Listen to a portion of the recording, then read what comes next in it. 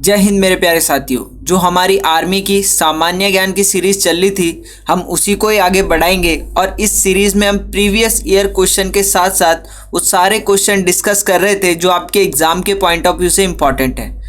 अगर आपको कोई भी डाउट हो या कोई भी समस्या हो तो आप हमारे इंस्टाग्राम हैंडल से जुड़ सकते हो जीटी डिफेंस एकेडमी से, और वहां अपने डाउट्स को क्लियर कर सकते। सबसे पहला क्वेश्चन है आपके पास कि निम्नलिखित में से कौन सा लोक नृत्य पंजाब से संबंधित है। तो आप सभी को पता होगा जो गिद्दा नृत्य है ये पंजाब से संबंधित है। इस बार एआरओ लैंसीडॉन में भी एक क्वेश्चन डांस से आ रखा था भाई, ठीक है। आपके पास टोटल जो क्लासिकल डांस होते हैं वो कितने होते हैं, तो तब आप आंसर दोगे कि टोटल 8 क्लासिकल डांस होते हैं, शास्त्रीय नृत्य होते हैं भाई। जिसमें सबसे पहले बात करूं तो सबसे पहले आपके पास भरतनाट्यम। अगर आपके एग्जाम में क्वेश्चन आए कि भरतनाट्यम कहाँ का नृत्य है तो तमिलनाडु का। कथक की बात की जाए तो कथक उत्तर भारत का नृत्य है और कहीं कहीं आपको ऑप्शन में यूपी भी मिलेगा भाई। कथक कली की बात की जाए तो कथक कली केरल का है और इसी तरह से मोहिनी अट्टम भी केरल का है। आप इस तरह से याद कर सकते हो कि मोहिनी एक लड़की का नाम है और कली भी एक लड़की का नाम है। तो कली और मोहिनी दोनों जो नृत्य है कहाँ के हैं, केरल के। अगर आपके एग्जाम में क्वेश्चन आता है कि कुचिपुड़ी कहाँ का नृत्य है तो कुचिपुड़ी जो है आंध्र प्रदेश का है भाई। मणिपुरी मणिपुर का है। उड़ीसी ओडिशा का है। सतरिया जो नृत्य है ये असम का है। अगले क्वेश्चन की तरफ बढ़ते हैं। क्वेश्चन कह रहा है कि भारत का राष्ट्रगान जन गण मन भारतीय राष्ट्रीय कांग्रेस के किस अधिवेशन में पहली बार गाया गया था। तो कोलकाता अधिवेशन था जब भारत का राष्ट्रगान जन गण मन पहली बार गाया गया था भाई। ये अधिवेशन हुआ था आपका 1911 में, ठीक है, और कलकत्ता में हुआ था। अगर आपके एग्जाम में क्वेश्चन आता है कि राष्ट्रगान अपनाया कब गया था, भारत का राष्ट्रगान अपनाया कब गया था, अडॉप्ट कब किया गया, आपके एग्जाम में पूछ सकता है भाई। तो 26 जनवरी 1950, 26 जनवरी 1950 को जो है भारत का राष्ट्रगान अपनाया गया था, अडॉप्ट कर दिया गया था। अब इंडियन नेशनल कांग्रेस की बात आई तो आपको इंडियन नेशनल कांग्रेस से जुड़े हुए 2-3 फैक्ट पता होने चाहिए, आपके एग्जाम के पॉइंट ऑफ व्यू से इंपॉर्टेंट है। सबसे पहले इंडियन नेशनल कांग्रेस की जो स्थापना की थी वो किसने की थी, तो आप बोलोगे भाई स्थापना की थी भाई एओ ह्यूम ने, एओ ह्यूम ने। अगर आपके एग्जाम में क्वेश्चन आया कि इंडियन नेशनल कांग्रेस की स्थापना कब हुई थी तो 1885 में हुई थी। सबसे पुरानी पार्टी है इंडियन नेशनल कांग्रेस। जो इंडियन नेशनल कांग्रेस के पहले अध्यक्ष थे, अगर आपके एग्जाम में क्वेश्चन आया था कि इसके पहले अध्यक्ष कौन थे तो तब आप आंसर दोगे व्यमेश चंद्र बनर्जी। शॉर्टकट में से WC बनर्जी भी कहा जाता है। व्यमेश चंद्र बनर्जी जो थे इंडियन नेशनल कांग्रेस के पहले अध्यक्ष थे। अगर आपके एग्जाम में क्वेश्चन आता है इसके पहले मुस्लिम अध्यक्ष कौन थे, फर्स्ट मुस्लिम प्रेसिडेंट, पिछली बार एक एआरओ में पूछा गया था, मुस्लिम अध्यक्ष कौन थे तो बदरुद्दीन तैयब जी, बदरुद्दीन तैयब जी, बदरुद्दीन तैयब जी जो थे इंडियन नेशनल कांग्रेस के पहले मुस्लिम अध्यक्ष थे भाई। अगर आपके एग्जाम में क्वेश्चन आता है कि पहली महिला अध्यक्ष कौन थी तो तब आप आंसर दोगे कि पहली महिला अध्यक्ष थी एनी बेसेंट, एनी बेसेंट। अब क्वेश्चन घुमाने के लिए कभी कभी ऐसे दे देता है कि भारतीय राष्ट्रीय कांग्रेस की पहली भारतीय महिला अध्यक्ष, भारतीय राष्ट्रीय कांग्रेस की, राष्ट्रीय कांग्रेस की पहली भारतीय महिला अध्यक्ष, भारतीय महिला अध्यक्ष कौन थी तो तब आप आंसर दोगे कि सर ये थी सरोजनी नायडू, सरोजनी नायडू। तो कंफ्यूज नहीं होना है भाई, कंफ्यूज नहीं होना है, यहाँ तक कहानी ठीक है। पिछली वीडियो में मैंने आपको बता दिया था कि जो राष्ट्रगान है जनगण मन रविंद्रनाथ टैगोर ने लिखा हुआ है, 24 जनवरी 1950 में से अपनाया गया। समय लगता है इसे 52 सेकंड। 2018 में ARO लैंसडॉन ने पूछा था कि जनगण मन को गाने में कितने सेकंड लगते हैं, 52 सेकंड लगते हैं। ठीक है। अगर मैं राष्ट्रगीत की बात करूं, थोड़ा सा रिवीजन होगा, जो आपका वंदे मातरम है, जो बंकिम चंद्र चटर्जी की जो लिखित पुस्तक है ना, आनंद मठ से लिया गया है भाई। ठीक है। और जो आपका वंदे मातरम है राष्ट्रगीत, इसे गाने में कितने सेकंड लगते हैं, 65 सेकंड लगते हैं। तो ये आपका क्या होता रहता है, रिवीजन होता रहता है भाई। अगले क्वेश्चन की तरफ बढ़ते हैं। पहला ओलंपिक्स खेल जो है कहाँ आयोजित किया गया, तो तब आप आंसर दे रहे होंगे एथेंस में। कब किया गया, तो तब आप आंसर लगाएंगे कि सर ये 1896 में किया गया भाई। अब गेम्स की बात आई तो हम गेम्स में कैसे भूल सकते हैं कॉमनवेल्थ गेम, जिसे आप हिंदी में बोलते हो राष्ट्रमंडल खेल। राष्ट्रमंडल खेल, राष्ट्रमंडल खेल जिसे आप इंग्लिश में बोलते हो कॉमनवेल्थ। फर्स्ट कॉमनवेल्थ गेम की शुरुआत कब हुई थी, तो तब आप आंसर दोगे कि 1930 में इसकी शुरुआत हुई थी। और कहाँ से हुई थी, हैमिल्टन कनाडा। Hamilton Canada. ठीक है। अब हमने कॉमनवेल्थ गेम की बात कर दी, तो हम एशियाई खेल की बात भी कर ही लेते हैं। फर्स्ट एशियन गेम, या इसे एशियाई खेल भी कहते हैं। पहले एशियाई खेल कहाँ हुए थे, तो ये अपने प्यारे दिल्ली में हुए थे, अपने भारत के राजधानी न्यू दिल्ली में हुई थी। और कब हुए थे, तो तब आप आंसर देखो 1951 में। एशियाई खेल भी कहते हैं भाई, एशियाई। ठीक है। अभी आपने कुछ दिन पहले फीफा वर्ल्ड कप देखा होगा, जो हर 4 साल बाद होता है भाई। फीफा वर्ल्ड कप देखा ना, जिसमें कौन विजेता रही, अर्जेंटीना। ठीक है। अगर आपके एग्जाम में क्वेश्चन आए कि फीफा वर्ल्ड कप कितने साल बाद होता है, तो 4 साल बाद होता है। ठीक है। 2022 में फीफा वर्ल्ड कप कहाँ हुआ था, तो तब आप आंसर दोगे कि ये हुआ था कतर में। अगर एग्जाम में क्वेश्चन आया कि विजेता कौन था, तो आप सभी साथियों को बता दूं, जो फाइनल खेला गया इसमें 2 टीमें थी, एक थी अर्जेंटीना और दूसरी थी फ्रांस। अगर मैं 2022 की बात करूं, तो 2022 में अर्जेंटीना ने यह खिताब जीता फीफा वर्ल्ड कप का। और अगर मैं फ्रांस की बात करूं, तो फ्रांस उप विजेता रही। 2018 में जो है फ्रांस विजेता थी भाई। फीफा वर्ल्ड की कप थी 2018 में। ठीक है। अर्जेंटीना का जो कैप्टन थे, आप सभी के चहेते लियोन मेसी थे। बहुत अच्छा गेम खेला अर्जेंटीना और फ्रांस के खिलाड़ियों ने। आपने अगर वो मैच देखा होगा तो बड़ा रोमांचक मैच था। पेनल्टी शूट आउट तक वो गेम गया था भाई। पहला भारतीय पायलट कौन था, तो आप सभी को पता होगा, JRD टाटा जी थे भाई। राष्ट्रीय खेल दिवस किस प्रसिद्ध व्यक्ति के जन्मदिन पर मनाया जाता है, तो ध्यानचंद जी के जन्मदिन पर हम राष्ट्रीय खेल दिवस मनाते हैं। अगर आपके एग्जाम में क्वेश्चन आए कब मनाते हैं भाई स्पोर्ट्स डे, हम कब सेलिब्रेट किया जाता है स्पोर्ट्स डे, तो तब आप आंसर दोगे कि 29 अगस्त को हम स्पोर्ट्स डे मनाते हैं, जिस दिन किसका जन्मदिन था, मेजर ध्यानचंद जी का जन्मदिन था। ठीक है। जिन्हें आप क्या कहते हो, हॉकी का जादूगर भी इन्हें कहा जाता है। अगर आपके एग्जाम में क्वेश्चन आता है ना कि भारत का सर्वोच्च खेल पुरस्कार, भारत का सर्वोच्च खेल पुरस्कार कौन सा है, तो क्या आंसर दोगे, बोलो। तो जो भारत का सर्वोच्च खेल पुरस्कार था ना, वो पहले राजीव गांधी खेल रत्न पुरस्कार था। अब नरेंद्र मोदी ने क्या किया, इसका नाम चेंज करके हॉकी के जादूगर दिग्गज प्लेयर जो थे मेजर ध्यानचंद जी के नाम पे रख दिया। भारत का सर्वोच्च खेल रत्न पुरस्कार कौन सा है, अगर एग्जाम में क्वेश्चन आए तो आप आंसर दोगे मेजर ध्यानचंद खेल रत्न पुरस्कार। यहां तक कहानी ठीक है। ठीक है। अगला है, निम्नलिखित में से कौन सा स्वतंत्र भारत का पहला शिक्षा मंत्री था, तो मौलाना अबुल कलाम आजाद जो थे स्वतंत्र भारत के पहले शिक्षा मंत्री थे भाई। आगे है, किस भारतीय शहर को महलों का शहर कहा जाता है, तो महलों का शहर आपका कोलकाता को कहा जाता है। किसे कहा जाता है, कोलकाता को। अगला क्वेश्चन कह रहा है कि भारत छोड़ो आंदोलन कब शुरू किया गया, तो भारत छोड़ो आंदोलन अगस्त 1942 में शुरू किया गया। अगर भारत छोड़ो आंदोलन क्विट इंडिया मूवमेंट की बात की गई, तो हम महात्मा गांधी को कैसे भूल सकते हैं भाई, महात्मा गांधी।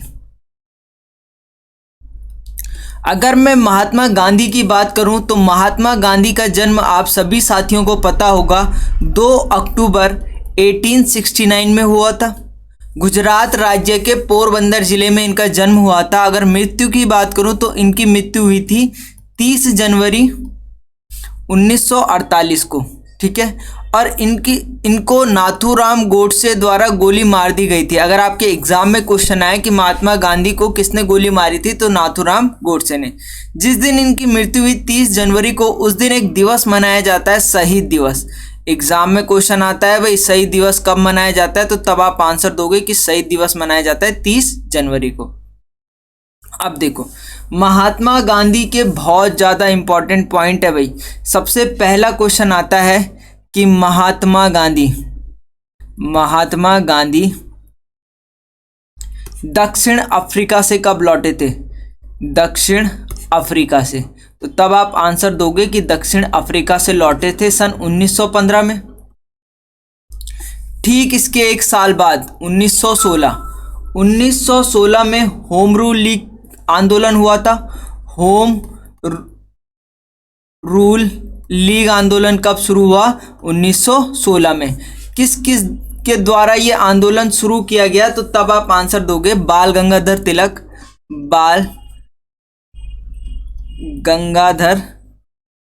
तिलक और एनी बेसेंट।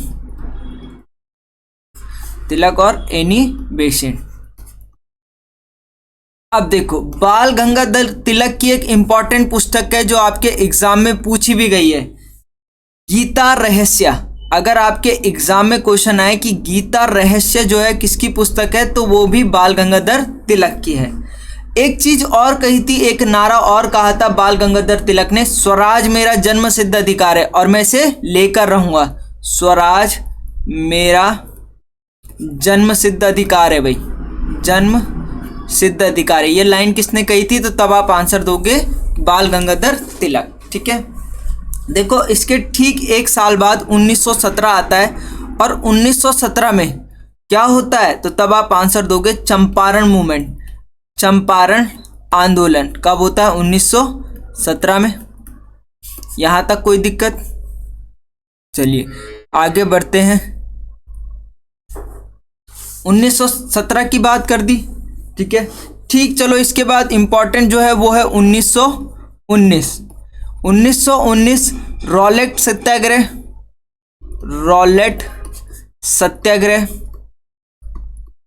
जो आपके एग्जाम के पॉइंट ऑफ व्यू से इंपॉर्टेंट है वही कराऊंगा भाई। और 1919 में जलियांवाला बाग हत्याकांड हुआ था, जलियांवाला बाग हत्याकांड।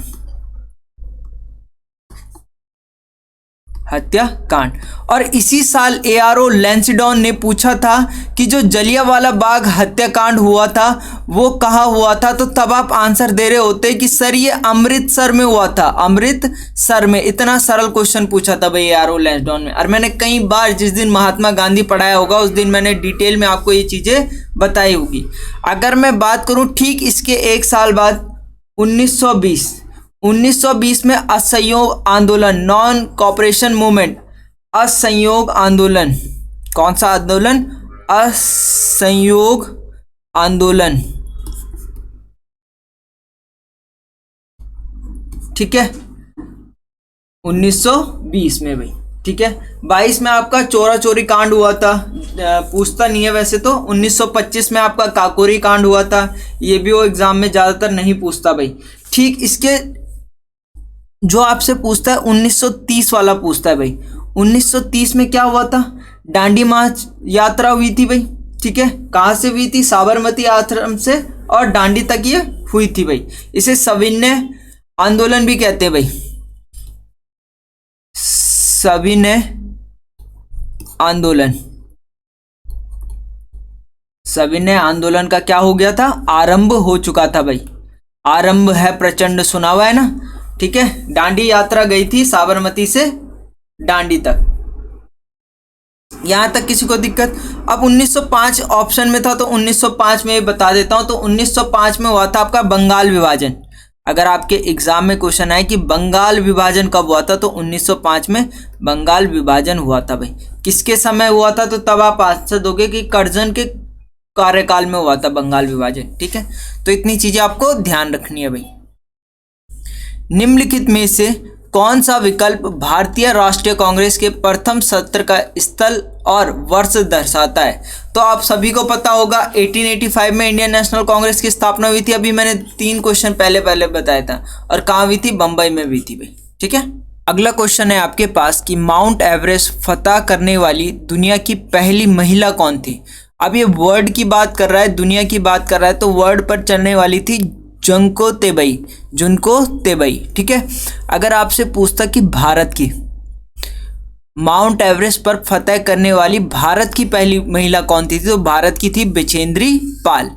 अगर एग्जाम में क्वेश्चन आता है कि एवरेस्ट फतह करने वाला पहला व्यक्ति, तो एवरेस्ट फतह करने वाला पहला व्यक्ति जो था, ज्यादातर ऑप्शन में आपके पास होंगे तेंजिंग नॉर्वे, बट ये 2 व्यक्ति थे भाई, तेंजिंग नॉर्वे एवं एडमंड हिलेरी भाई। ठीक है, यहां तक कहानी ठीक है। चलिए अगला क्वेश्चन है कि पनामा नहर किन 2 महासागरों को जोड़ती है? तो पनामा कैनल जो है आपकी अटलांटिक एवं प्रशांत महासागर। ठीक है, आपको एक और पता होना चाहिए, ये एआरओ लैंसडाउन में आया था भाई, ये एआरओ लैंसडाउन में 2018 या 19 के पेपर में आया था। अगर आपके एग्जाम में स्वेज कैनल आती है कि स्वेज कैनल जो है किन 2 महासागरों को जोड़ती है, तो स्वेज नहर आपकी भूमध्य सागर और लाल सागर को जोड़ती है। किसको? भूमध्य सागर और लाल सागर, जिसे आप बोलते हो रेड सी एंड मेडिटेरियन सी। ठीक है, अगला क्वेश्चन है आपके पास कि अजंता एलोरा की गुफाएं कहाँ हैं? तो ये औरंगाबाद महाराष्ट्र में स्थित है। अजंता की गुफाओं में आपको बुद्धिज्म की पेंटिंग देखने को मिलेगी। अगर मैं जयपुर की बात करूं, तो अगर आपके एग्जाम में क्वेश्चन आए कि पिंक सिटी किसे कहते हैं, तो तब आप आंसर दोगे कि सर पिंक सिटी जो है जयपुर को कहा जाता है। अगर मैं अजमेर की बात करूं, अगर आपके एग्जाम में क्वेश्चन आता है 2.5 दिन का झोपड़ा कहाँ स्थित है, 2.5 दिन का झोपड़ा, तो ये जो झोपड़ा है ये अजमेर, राजस्थान के अजमेर शहर में स्थित है। राजस्थान के अजमेर शहर में स्थित है भाई। देखो क्या हुआ था, 1192 ईस्वी में अफगान सेनापति मोहम्मद गौरी के आदेश पर कुतुबुद्दीन ऐबक ने ये बनाया था। तो अगर आपके एग्जाम में क्वेश्चन आए कि 2.5 दिन का झोपड़ा किसके द्वारा बनाया गया, तो ये बनाया गया कुतुबुद्दीन ऐबक के द्वारा, कुतुबुद्दीन ऐबक के द्वारा। ठीक है, इसका इतिहास लगभग 800 साल पुराना है भाई, ये जो 2.5 दिन का झोपड़ा है। आगे आपके पास कि नॉर्मन बोरलॉग पुरस्कार किस क्षेत्र में दिया जाता है? तो ये जो पुरस्कार है कृषि और पर्यावरण के क्षेत्र में दिया जाता है, और पर्यावरण। ठीक है, कब से हुई थी इस पुरस्कार की शुरुआत हुई थी आपकी 1972 में। अब जो नॉर्मन बोरलॉग था ना, एक व्यक्ति था, ठीक है, जिसको नोबेल प्राइज भी मिला हुआ है, और इसको क्या कहा जाता है? विश्व में हरित क्रांति का जनक कहा जाता है। अगर आपके एग्जाम में क्वेश्चन आए कि विश्व में हरित क्रांति का जनक किसे कहते हैं, तो हरित क्रांति के जनक कहा जाता है नॉर्मन बोरलॉग को। अगर एग्जाम में क्वेश्चन आए कि भारत में हरित क्रांति का जनक किसे कहा जाता है, भारत में हरित क्रांति का जनक, तो तब आप आंसर दोगे कि सर भारत में जो है MS स्वामीनाथन को कहा जाता है, MS स्वामीनाथन को कहा जाता है। और हरित क्रांति किससे रिलेटेड थी? तो कृषि से थी। ठीक है, अगर एग्जामिनर ऐसे पूछता है कि हरित क्रांति किससे संबंधित है, तो हरित क्रांति कृषि से संबंधित है। अब जो नॉर्मन बोरलॉग था, इसको नोबेल प्राइज भी मिला गया। ठीक है, इसको नोबेल प्राइज भी दिया गया। तो मैं थोड़ा सा आपको नोबेल प्राइज के बारे में बता देता हूं। नोबेल या नोबेल पुरस्कार भी इसे कहते हैं, पुरस्कार। देखो नोबेल पुरस्कार की शुरुआत कब हुई थी, तो तब आप आंसर दोगे कि 1901 में। किसकी याद में दिया जाता है? तो अल्फ्रेड नोबेल की याद में दिया जाता है, अल्फ्रेड नोबेल की याद में दिया जाता है। एल्फ्रेड नोबल ने ऐसा किया क्या था? तो एल्फ्रेड नोबल ने जो है डायनामाइट की खोज की थी। अगर आपके एग्जाम में क्वेश्चन आए कि डायनामाइट की खोज किसने की थी, तो एल्फ्रेड नोबल ने की थी। नोबेल प्राइज कितने क्षेत्रों में दिया जाता है? तो तब आप आंसर दोगे कि 6 क्षेत्रों में दिया जाता है। ठीक है। नोबेल पुरस्कार कौन सा देश देता है? तो स्वीडन देता है। अब देखो कौन कौन से क्षेत्र में दिया जाता है ऐसा तो नहीं पूछा जाता, बट अगर आपके एग्जाम में क्वेश्चन ऐसे पूछता है कि नोबेल प्राइज किस क्षेत्र में नहीं दिया जाता, तो 6 क्षेत्रों में दिया जाता है। और ऑप्शन रहेगा मैथमेटिक्स, तो मैथमेटिक्स में नहीं दिया जाता, तो वही राइट आंसर होगा। पहला आपको बता दूं तो सबसे पहला आपका है, सबसे पहले लिखो शांति का पुरस्कार जिसे आप पीस बोलते हो। दूसरा लिखो साहित्य, लिटरेचर इसे बोलते हो। तीसरा लिखो भौतिक विज्ञान, फिजिक्स आप इसे कहते हो, भौतिकी भी लिखा जाता है कहीं कहीं। ठीक है। चौथा लिखो रसायन। पांचवा लिखो अर्थशास्त्र। ठीक है। और छठा लिख दो चिकित्सा के क्षेत्र में, मेडिसिन। इन 6 क्षेत्रों में ये जो है नोबेल प्राइज दिया जाता है। अब देखो नोबेल प्राइज अगर आपके एग्जाम में क्वेश्चन आता है कि भारत में सर्वप्रथम नोबेल प्राइज किसको मिला था, तो सबसे पहले रविंद्रनाथ टैगोर को मिला था। रविंद्रनाथ टैगोर। किस क्षेत्र में मिला था? तो साहित्य के क्षेत्र में मिला था रविंद्रनाथ टैगोर को। कब मिला था? 1913 में मिला था। अगर आपके एग्जाम में क्वेश्चन आता है कि विज्ञान के क्षेत्र में सबसे पहले किसको मिला था, तो विज्ञान के क्षेत्र में सीवी रमन को मिला था। सीवी रमन को विज्ञान के क्षेत्र में मिला था, और उसमें भी भौतिकी, फिजिक्स में मिला था भाई इन्हें, भौतिकी। कब मिला था? तो इन्हें मिला था 1930 में। ठीक है। चिकित्सा के क्षेत्र में हरगोविंद खुराना को मिला था। शांति वाला पूछा जाता है भाई, मदर टेरेसा को जो है शांति के क्षेत्र में पुरस्कार मिला था। कब मिला था? तो तब आप आंसर दोगे कि सर इन्हें 1979 में मिला था भाई। और 2014 में आपके कैलाश सत्यार्थी को मिला था साइंस के क्षेत्र में। इतनी कहानी ठीक है? तो हाँ या ना लिख दो कमेंट में। ठीक है। अगर आपके एग्जाम में क्वेश्चन आए कि भारत का साहित्य के क्षेत्र में सबसे बड़ा पुरस्कार, साहित्य के क्षेत्र में भारत का सर्वोच्च पुरस्कार, क्षेत्र में भारत का सर्वोच्च पुरस्कार कौन सा है, तो तब आप आंसर दोगे कि सर ज्ञानपीठ अवार्ड, ज्ञानपीठ पुरस्कार, ज्ञानपीठ पुरस्कार। अब खेल को कैसे भूल सकते हैं भाई, खेल से तो हमेशा ARO क्वेश्चन पूछता है भाई। भारत का सबसे बड़ा खेल रत्न पुरस्कार कौन सा है, तो तब आप बोलोगे मेजर ध्यानचंद। बोलो हाँ या ना। मेजर ध्यानचंद खेल रत्न पुरस्कार, खेल रत्न पुरस्कार। तो आप बोलोगे सर हमें तो राजीव गांधी लिखा रखा है, तो राजीव गांधी का नाम बदलकर अब मेजर ध्यानचंद खेल रत्न पुरस्कार कर दिया गया कुछ टाइम पहले। ठीक है। अब देखो मेजर ध्यानचंद जी का जन्म हुआ था 29 अगस्त, और इनके जन्म दिवस पर हम एक डे मनाते हैं, स्पोर्ट्स डे। बोलो हाँ या ना। बता रखा है नहीं बता रखा? स्पोर्ट्स डे मनाते हैं। आपके एग्जाम में 2 क्वेश्चन और आते हैं, बोलो कौन से? एक क्वेश्चन आपके एग्जाम में आता है अर्जुन पुरस्कार।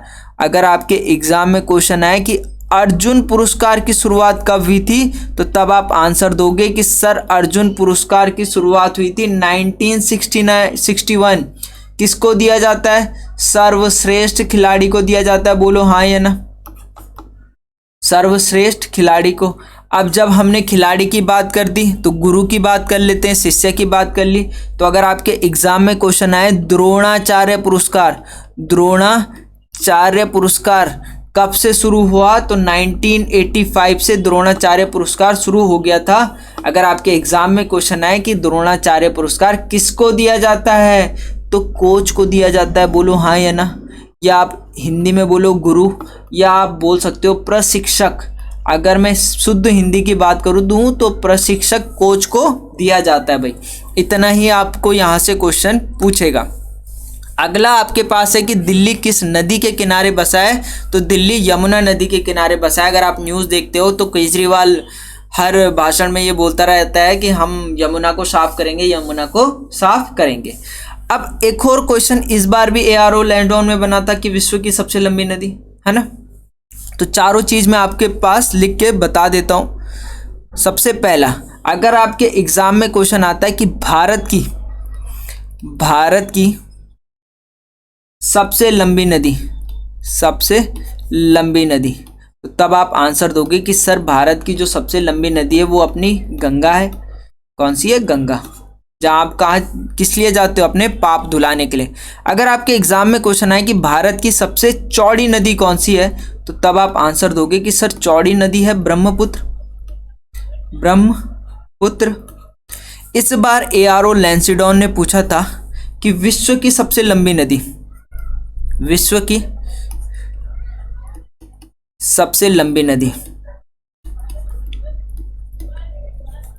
कौन सी है? तो नील है। कौन सी है? नील। अब देखो कंफ्यूजन क्या हुआ कि विद्यार्थियों को एक कंफ्यूजन हो गया पेपर में, कई बच्चे इसको भी गलत लिख के आ गए। अब इंग्लिश में तो नील था NILE और हिंदी में लिखा था नाइल, तो बच्चे नाइल देख के कंफ्यूज हो गए। तो आप जब भी क्वेश्चन का आंसर पढ़ो तो ऑप्शन जो है हिंदी इंग्लिश दोनों में पढ़ा करो, ताकि कंफ्यूजन ना हो भाई। हिंदी और इंग्लिश में पढ़ा करो। अगर आपके एग्जाम में क्वेश्चन आए कि विश्व की सबसे चौड़ी नदी कौन सी है, तो चौड़ी नदी कौन सी है, तो तब आप आंसर दोगे अमेजन। ठीक है, अमेजन। अगर आपको इंग्लिश में भी लिखना है तो कमेंट सेक्शन में बता दीजिएगा, मैं अगली बार इंग्लिश में भी डिफाइन करने की कोशिश करूंगा। ठीक है। अगर मैं नर्मदा नदी की बात करूं तो नर्मदा नदी से क्या क्वेश्चन बन सकता है? नर्मदा नदी का उद्गम स्थल कहाँ है, तो तब आप आंसर दोगे अमरकंटक। कहीं ARO में पूछा गया है, अमरकंटक जो है नर्मदा नदी का उद्गम स्थल है। अगर आपके एग्जाम में क्वेश्चन है सरदार सरोवर बांध किस नदी पर है, सरदार सरोवर बांध तो ये भी नर्मदा नदी पर है। सरदार सरोवर बांध किस नदी पर है? नर्मदा नदी पर। यहाँ तक कहानी ठीक है। चलिए, मेघदूत के लेखक कौन है? तो आप सभी को पता होगा मेघदूत किसने लिखी है? कालिदास। अगर मैं तुलसीदास की बात करूं तो अगर आपके एग्जाम में क्वेश्चन आए कि रामचरितमानस किसने लिखी है, रामचरितमानस किसने लिखी है, तो रामचरितमानस लिखी है तुलसीदास ने भाई। ठीक है, इतनी कहानी ठीक है। चलिए, स्वतंत्र भारत के पहले गवर्नर जनरल जो थे वो थे C राजगोपालाचारी। देखो, आजादी के बाद भारत के पहले स्वतंत्र और अंतिम भारतीय गवर्नर जनरल थे C राजगोपालाचारी। आपको ये पता होना चाहिए, first governor general of free India is C Rajagopalachari. Bharat के देशवासी जिन्होंने पहली बार पश्चिम पहनावे को अपनाया था तो वो पारसी थे भाई। कौन थे? पारसी। गांधी जी का जन्म। देखो, यही फायदा होता है आपका डिटेल में पढ़ने का कि आपके पास जो सारे क्वेश्चन आपको डिटेल में जो आपके एग्जाम के पॉइंट ऑफ व्यू से इंपॉर्टेंट रहते हैं उन सब को ऑप्शन के अकॉर्डिंग डिस्कस कर लिया जाता है। तो कोई भी क्वेश्चन आ जाए आप धुआं बना दोगे पेपर का। ठीक है। अब गांधी जी का जन्म कब हुआ? मैंने आपको बताया था पिछले एक क्वेश्चन में, 2 अक्टूबर 1869 में। ठीक है। कहाँ हुआ था? गुजरात के पोरबंदर जिले में हुआ था। इनकी मृत्यु भी मैंने आपको बताई थी, कब हुई थी? 30 जनवरी को हुई थी 1948। और मैंने आपको बताया था कि गांधी जी को किसने गोली मारी थी, तो नाथूराम गोडसे द्वारा इनको गोली मार दी गई थी। और जब इनकी मृत्यु हुई तो इनकी मृत्यु पर एक दिवस मनाया जाता है, शहीद दिवस। एग्जाम में आता है भाई, शहीद दिवस कब मनाया जाता है, तो 30 जनवरी को मनाया जाता है। बाकी मैंने आगे डिस्कस करा हुआ है भाई। मंगोल वंश के संस्थापक कौन है? तो मंगोल वंश के संस्थापक कौन? चंगेज खां। 2018 ARO लैंसडॉन का क्वेश्चन। ठीक है। अगर मैं महापद्मानंद की बात करूं तो अगर आपके एग्जाम में क्वेश्चन आता है कि नंद वंश का संस्थापक कौन था, तो नंद वंश का संस्थापक था महापद्मानंद। ठीक है। और नंद वंश का अंतिम शासक कौन था, तो तब आप आंसर दोगे कि नंद वंश का अंतिम संस्थापक था घनानंद। अब इनकी भी कहानी सुन लो। देखो, हुआ क्या था 322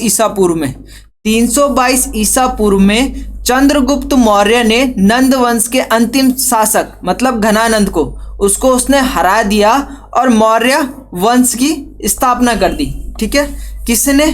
चंद्रगुप्त मौर्य ने। अगर आपके एग्जाम में क्वेश्चन आए कि चंद्रगुप्त मौर्य, अगर आपके एग्जाम में क्वेश्चन आए कि मौर्य साम्राज्य की स्थापना, राज्य की स्थापना किसने की थी? तो किसने की थी? चंद्रगुप्त मौर्य ने। किसको हराकर? घनानंद। घनानंद कौन था? नंद वंश का अंतिम शासक था। तो इस तरह से आप चीजें पढ़ोगे तो आपके लिए आसानी होगी। श्रीहरिकोटा कहाँ स्थित है? तो श्रीहरिकोटा आपका आंध्र प्रदेश में स्थित है, जहां हम मिसाइल की टेस्टिंग करते हैं भाई। अनब्रेकेबल किस खिलाड़ी की आत्मकथा है? तो अनब्रेकेबल मैरी कॉम। अगर मैं सचिन तेंदुलकर की बात करूं तो अगर आपके एग्जाम में क्वेश्चन आता है play it my way, play it my way. वैसे आज तक ये वाला क्वेश्चन तो नहीं आया Sachin Tendulkar, but unbreakable question आपके एग्जाम में पूछा हुआ है भाई। किसकी ऑटोबायोग्राफी है? तो मैरी कॉम की भाई। आगे आपके पास राष्ट्रीय कैडेट कोर, एनसीसी के नाम से आप इसे जानते हो। अब ये एनसीसी क्यों पूछता है आर्मी? एनसीसी का क्वेश्चन इसीलिए पूछा जाता है क्योंकि कई बच्चे होते हैं जिनके पास एनसीसी का ए सर्टिफिकेट होता है, बी सर्टिफिकेट होता है, तो उनको एनसीसी के बारे में कुछ पता भी है या नहीं पता, तो इसीलिए कभी कभी वो इस टाइप के क्वेश्चन डाल देता है। मतलब जो चीज़ आपके पास देखते हो या जो चीज़ आपके एग्जाम के पॉइंट ऑफ व्यू से इंपॉर्टेंट है, जैसे आप एनसीसी सर्टिफिकेट लगा रहे हो तो इसलिए वो डाल देता है। तो एनसीसी की स्थापना आपको याद रखनी है, 1948 में एनसीसी की स्थापना हुई थी। एक और आपके पास एआरओ लैंडोन ने पूछा था ट्रेडमैन में, आईएमए इंडियन मिलिट्री एकेडमी, जो अपने क्या है प्यारे उत्तराखंड में कहाँ है? देहरादून में, THRA दून में। इसकी स्थापना कब हुई थी? तो तब आप आंसर दोगे कि सर इसकी स्थापना हुई थी 1932। ये एआरओ लैंडोन ने पूछा था भाई, ठीक है। पिछली बार पूछा था 2020 में। विंग्स ऑफ फायर पुस्तक के लेखक कौन है? मौलाना अब्दुल कलाम इस विंग्स ऑफ फायर पुस्तक के लेखक है भाई। चलिए आज के लिए इतना ही, मिलते हैं नेक्स्ट वीडियो पर। धन्यवाद अपना कीमती समय देने के लिए। अगर आपको रिवीजन सीरीज अच्छी लगी हो तो कमेंट सेक्शन में जरूर बताइएगा, तभी हम इस रिवीजन सीरीज को आगे बढ़ाएंगे। मिलते हैं नेक्स्ट वीडियो पर। जय हिंद।